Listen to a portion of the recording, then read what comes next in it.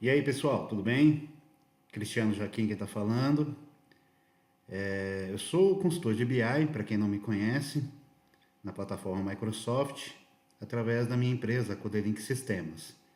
Eu também sou MTAC, Multiplatform Audience Contributor.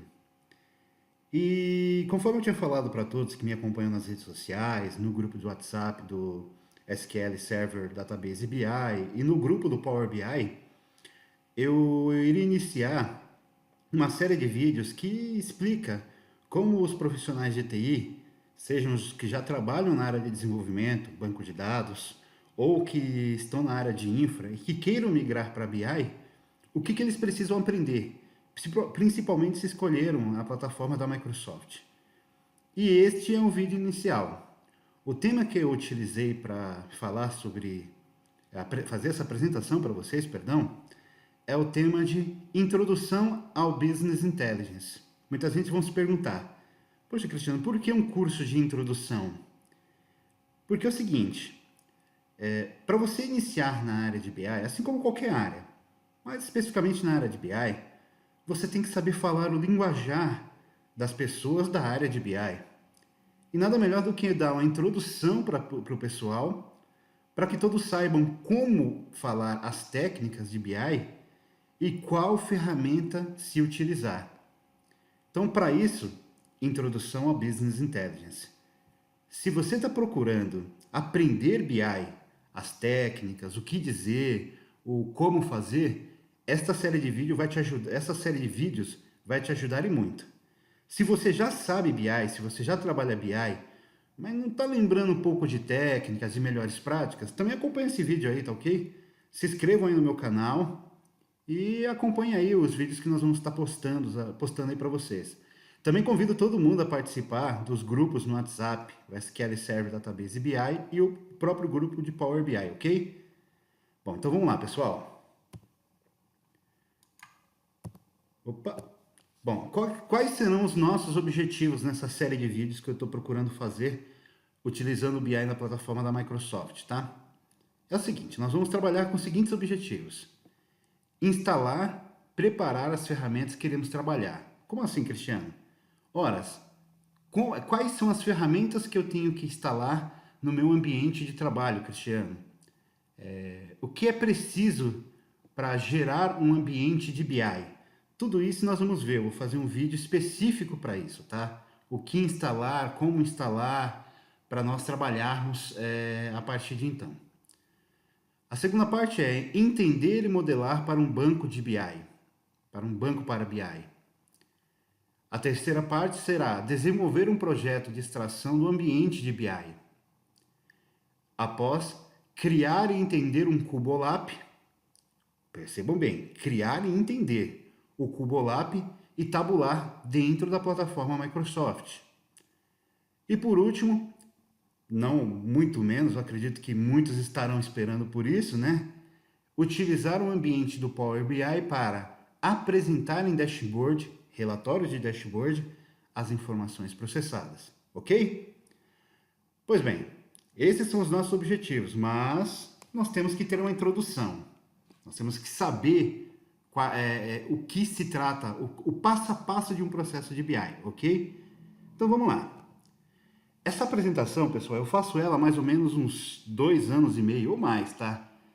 E eu sempre começo a apresentação com essa frase: dados versus informações. E digo sempre o seguinte, que a tecnologia da informação ela tem sido até agora uma produtora de dados, em vez de informação, e muito menos uma produtora de novas e diferentes questões estratégicas. Os executivos não têm usado a nova tecnologia porque ela não tem oferecido as informações de que eles precisam para suas próprias tarefas. Poxa, Cristiano, caramba, você está falando isso, você está afirmando isso? Não, isso é uma afirmação que eu recolhi do Peter Drucker, que é o pai da administração moderna, mas eu concordo com isso. Por quê? É muito comum você ver uma empresa que tem uma área grande de tecnologia, mas essa área grande, com muitos profissionais de tecnologia, muitas vezes não consegue responder perguntas básicas de negócios usando dados, ou seja, transformando informação, dados, em conhecimento. E é por isso que muitas vezes a gente vê que grande parte das empresas que tentam instalar um projeto de BI falham. Nesse caso, pessoal, especificamente, quando eu vejo que uma empresa ela não consegue utilizar BI, é aí que eu vejo que ela necessita de um projeto de BI, ok? Isso é uma observação que eu sempre faço e sempre digo, tanto nas palestras, nas aulas que eu dou, nos treinamentos e por aí vai. Por quê? Porque é caro, complexo e inflexível. Ou seja, se o manejo da informação é tão essencial a qualquer empresa, por que os executivos não se empenham tanto em TI quanto em qualquer outra função considerada importante nas empresas? Por quê? Os sistemas são caros demais? Os sistemas são complexos demais? São inflexíveis demais? Ou nem sempre é interessante que muitos funcionários tenham acesso a qualquer tipo de informação? Eu digo para vocês que todos esses tópicos que eu coloquei são tópicos que você, que está me escutando aí nesse momento, encontra dentro da sua empresa. Sistemas são caros demais? Sim. Qualquer solução que você vai comprar aí, eu não estou falando solução de BI, estou falando solução de ERP. As empresas gastam rios de dinheiros. Pode ser até um projeto simples, mas ela vai gastar, porque sistemas são caros. São complexos? Sim. Todo mundo que está na área de desenvolvimento, ou até mesmo na área de infra, banco, já deve ter visto aí, corre na internet até, a história do que o cliente pede e do que os profissionais de TI entregam. É mais ou menos isso, essa complexidade. Sistemas são inflexíveis? Não deveria. Ou seja, como assim flexível, Cristiano? Ele não é aberto, flexível para melhorias em termos de negócios. Ele tem que ser. Mas isso acaba levando ao primeiro tópico, que é caro demais. Por isso, nem sempre é interessante que muitos funcionários tenham acesso a qualquer tipo de informação. Bom, algumas empresas estão procurando mudar isso, mas geralmente isso que a gente vê é o que mais acontece. Poucos funcionários, na realidade, só os funcionários da parte executiva têm acesso a informações de tomada de decisão. E normalmente isso é errado.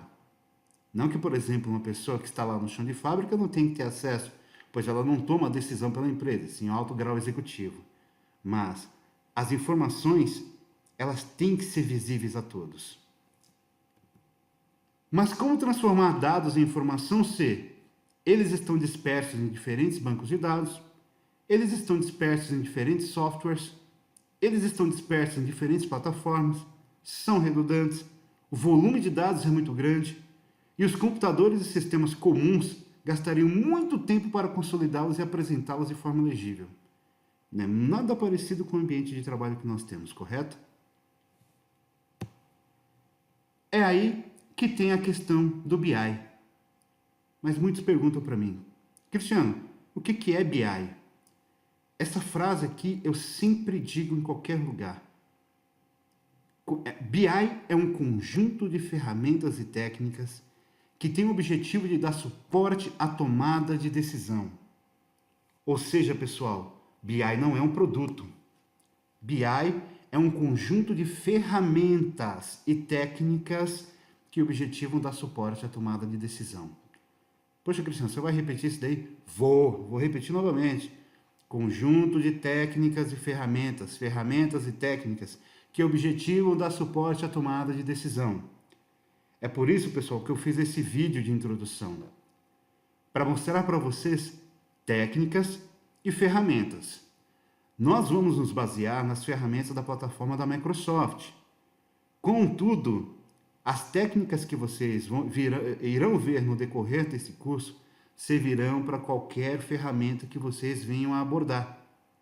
Porque praticamente elas fazem uma receita de bolo, o famoso feijão com arroz. Bom, eu comentei com vocês lá atrás que são uma enxurrada de dados. Percebam só, todos os tipos, oriundos de diversos meios, arquivados de diversos modos, provenientes de diversas fontes. Caramba, Cristiano, todos os tipos como? Desde relatório, planilhas de Excel, PDF, oriundo de diversos meios, chegam pela internet, tem até o desenho do fax, por e-mail, por smartphone, arquivados de diversas formas, em bancos de dados, em pastas, e proveniente de diversas fontes, telefones, de vários meios, de várias pessoas, de vários departamentos e por aí vai. Aí vem o diferencial. Perceba o seguinte, a minha flechinha está apontando para cima, a inteligência, mas vamos navegar um pouquinho. Dados, informação e conhecimento. O que são dados? Dados são eventos que são registrados, são que permite nós registrarmos eventos. Isso, dados, gera informação. Informação permite dar respostas aos eventos. Esses eventos geram conhecimento, que permite antecipar o evento. Esses três pilares geram a inteligência, que é o nosso diferencial, que é o diferencial que qualquer empresa espera alcançar. Eu digo sempre o seguinte, dados geram informação, informação gera conhecimento, conhecimento gera inteligência, e é o que toda empresa precisa. Inteligência para trabalhar com conhecimento, informações e dados.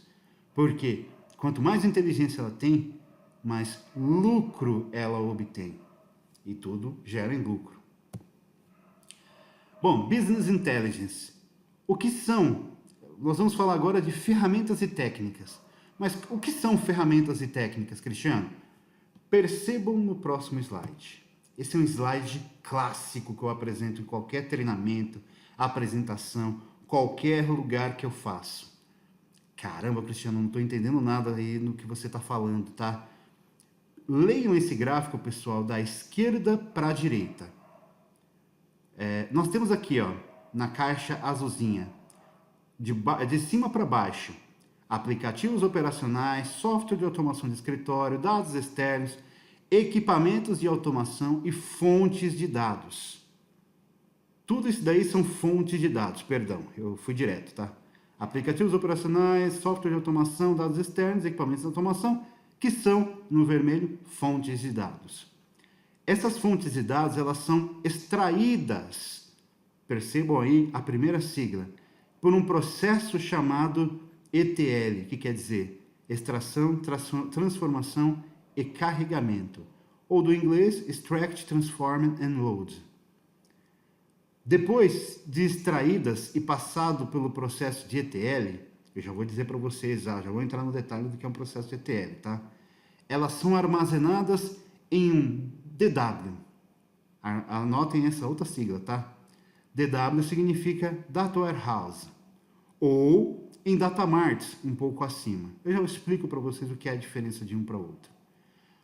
Posteriormente do DW, eles vão para um ambiente de OLAP e de Data Mining, Data Discovery, ou qualquer outra ferramenta que a gente olha aí para analisar dados, com qualquer nome que qualquer louco invente aí, tá ok? Nós estamos na moda agora dos cientistas de dados, Machine Learning, que é algo que é muito bacana, e por aí vai. Data Discovery, conforme eu comentei. Mas bom, vamos lá. A primeira sigla que nós olhamos ali, ó, ETL. Cristiano, ETL é um processo? Existem ferramentas que trabalham com ETL? Sim, existem ferramentas que trabalham com ETL e existem fabricantes e grandes fabricantes que nós já conhecemos. A Microsoft, por exemplo, é uma delas. A Microsoft ela tem uma ferramenta chamada Microsoft SQL Server Integration Services. Mas a Oracle tem uma ferramenta também de extração de dados. A IBM tem a sua ferramenta de extração de dados. E também tem ferramentas gratuitas.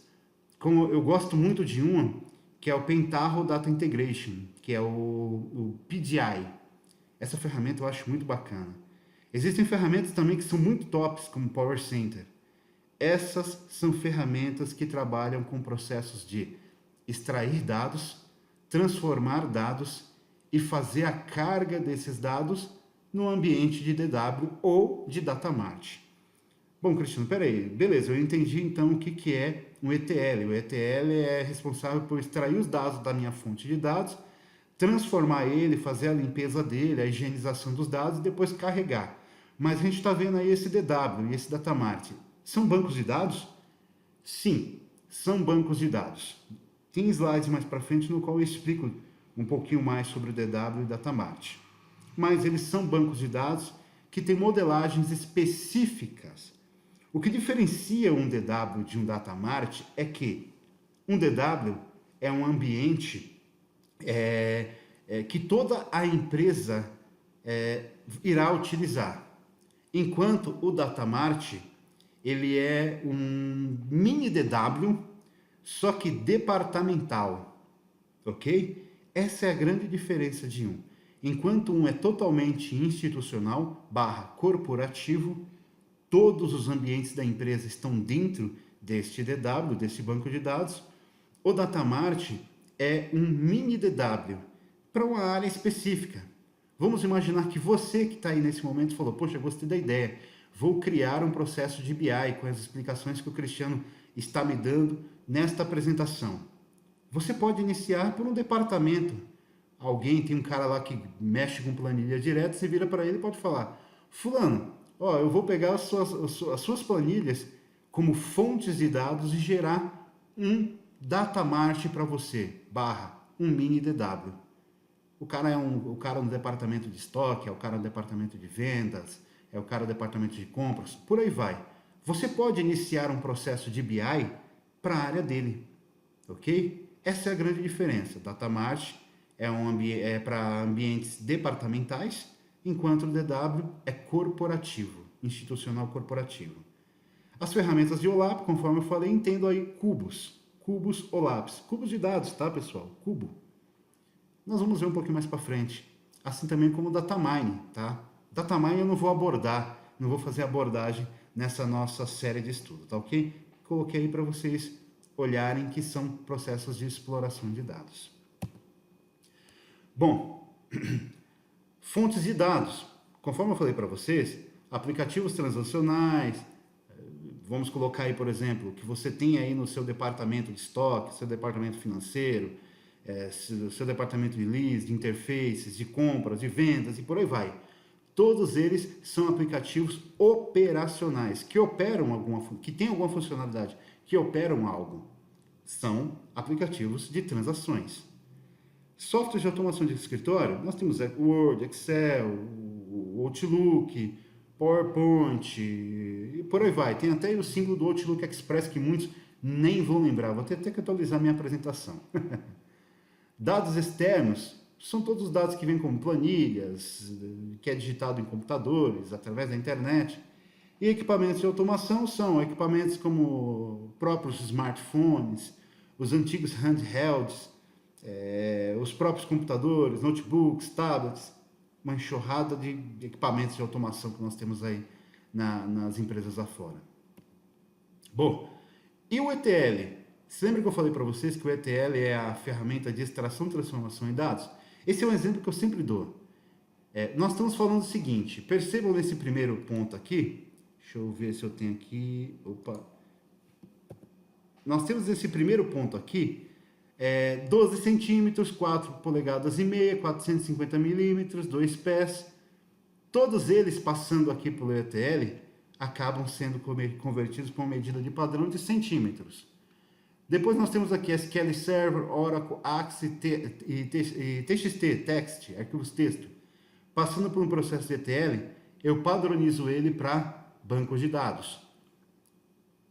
Masculino e feminino, deixa eu colocar aqui, eu estava procurando esse daqui, pessoal. Aqui. Ó que bacana. Essa parte que nós estamos vendo aqui, perdão, nós estamos falando disso daqui, desculpe, tá, pessoal? SQL Server, Oracle, Access e arquivos texto, conforme eu falei, passando aqui pelo ETL eu padronizo como banco de dados no SQL Server. Masculino, 1 e 0, mas e fem. Quando passa pelo ETL, eu padronizo como masculino e feminino. Então, ou seja, pessoal, nesse exemplo, o que nós estamos falando? Eu estou pegando uma série de informações da minha fonte de dados. Eu vou dar um exemplo para vocês. O Grupo Pão de Açúcar. Não estou me pagando nada, mas eu vou citar eles. O Grupo Pão de Açúcar é dono das seguintes empresas. O próprio Pão de Açúcar, Casas Bahia, Ponto Frio e Extra. Vamos imaginar a seguinte situação. Você chega nas Casas Bahia e faz uma compra. a operadora, a vendedora, ela te cadastra no sistema deles, mas ela faz o seu cadastro errado. Vamos colocar o seguinte exemplo: meu nome, Cristiano Joaquim dos Santos. Nas Casas Bahia, eles me cadastram como Cristiano J. Santos. Bom, eu vou depois no Ponto Frio e vou lá comprar um outro aparelho, outro equipamento. Lá no Ponto Frio, eles me cadastram como Cristiano Joaquim S. Eu vou depois no Extra, faço uma outra compra no Extra. Estou comprando tudo, correto? Quem dera. No Extra, eu faço uma compra, eles me cadastram lá. Faço uma compra de um smartphone, eles me cadastram lá como Cristiano Joaquim dos Santos. Ora, as informações que saem de todas essas empresas, que são de um mesmo grupo, vamos imaginar que elas vão para um DW específico, que é corporativo. Mas como saber que o meu nome está correto, gravado corretamente?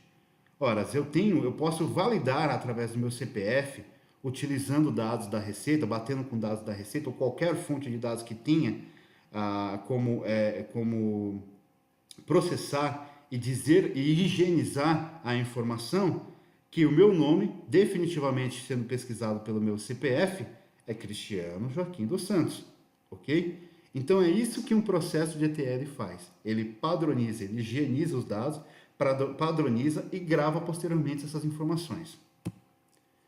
Bom, Data Warehouse, armazém de dados. É um amplo e flexível repositório de dados que aglutina, palavra feia, mas eu vou deixar, aglutina dados de fontes heterogêneas, projetado de modo a suportar o processo de tomada de decisão. Ou seja, pessoal, Data Warehouse é o banco de dados do seu BI. Ele tem que atender a essas especificações. Ser um ambiente separado. Ele tem que ter alta disponibilidade, de preferência 24/7, 24 horas, 7 dias por semana. Ele tem que ser um ambiente integrado. Conforme eu falei, ele é corporativo. Dentro dele você vai encontrar dados de vendas e dados de compras. O produto que comprou, você tem que saber o que ele está sendo vendido, independente do ramo de atividade da empresa. Se, por exemplo, o produto é constituído por uma matéria-prima, ele tem que saber quais são essas matérias-primas e quais fornecedores que forneceram essa matéria-prima. Ele tem que ter um retrato no tempo. Como assim, Cristiano, um retrato no tempo? É isso que difere o BI sendo feito no DW e o BI que muitos doidos eu vejo vender por aí, pegando ferramentas como Power BI, ClickSense, espetando direto na produção. Por quê? Ele tem que ter a foto exata da informação no tempo preciso. Eu tenho que visualizar os dados dentro de um BI de forma histórica. Ele tem que ser orientado por assunto, conforme eu falei. O DW é corporativo, tem que ter vendas, financeiro, estoque, por aí vai. E tem que ser de fácil acesso. Sim, de fácil acesso.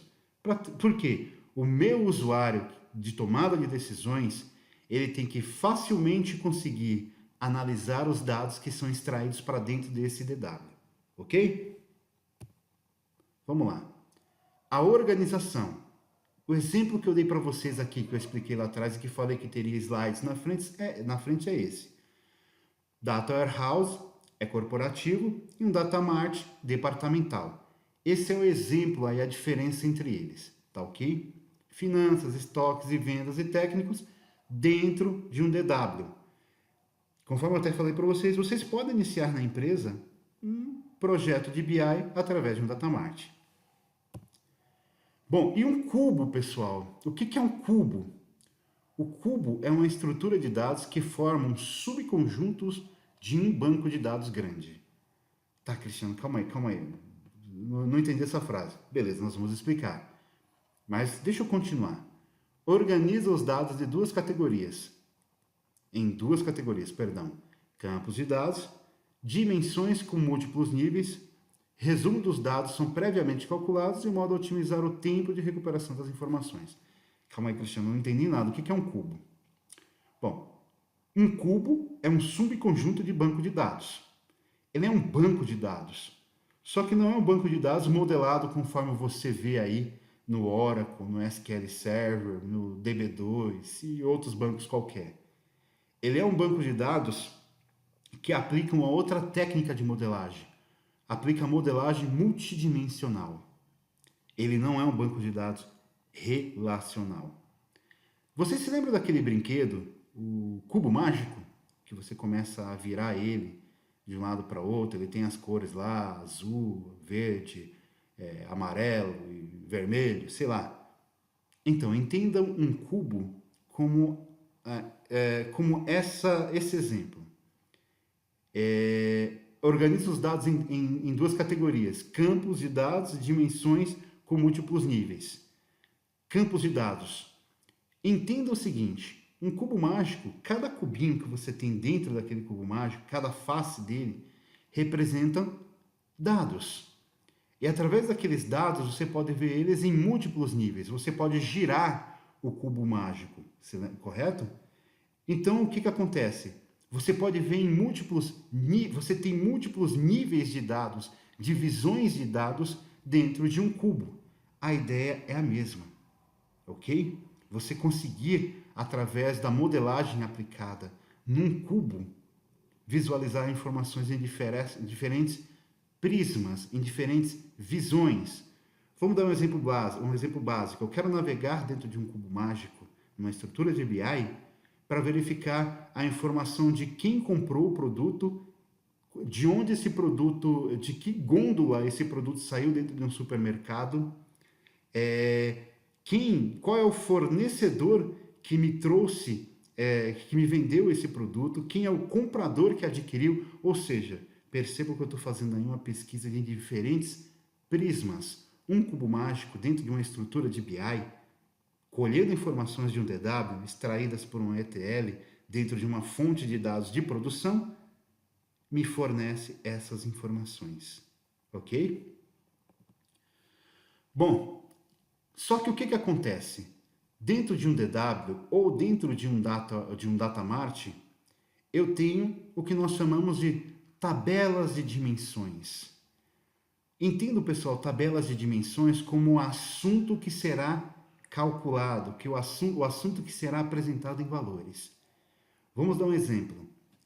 Nós temos aqui, a dimensão de estratégia, organização, produto, venda, preço, cliente e região.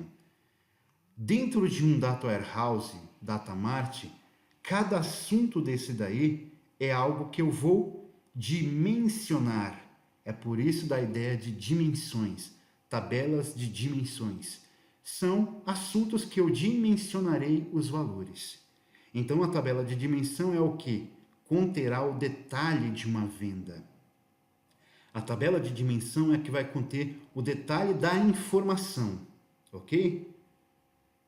Da mesma forma, eu tenho também aqui, perdão pessoal, eu não devo ter colocado, mas eu tenho também as tabelas fatos. O que difere uma tabela de dimensão para uma tabela fato? Uma tabela de dimensão são os valores que serão dimensionados, o que realmente é fato, o que realmente é concreto. Os valores, entendam como as métricas, as medidas aplicadas. Dentro de uma tabela fato, eu vou conter os valores da venda do detalhe do produto. Eu vou conter valores, as quantidades de produtos que foram vendidos dentro de uma empresa para um cliente específico, num tempo específico, em uma região específica, utilizando uma estratégia de vendas específicas dentro de uma organização / empresa. Então, ou seja, numa tabela fato, eu tenho lá valores. Nas tabelas de dimensões, eu tenho o que serão dimensionados, os detalhes desses valores.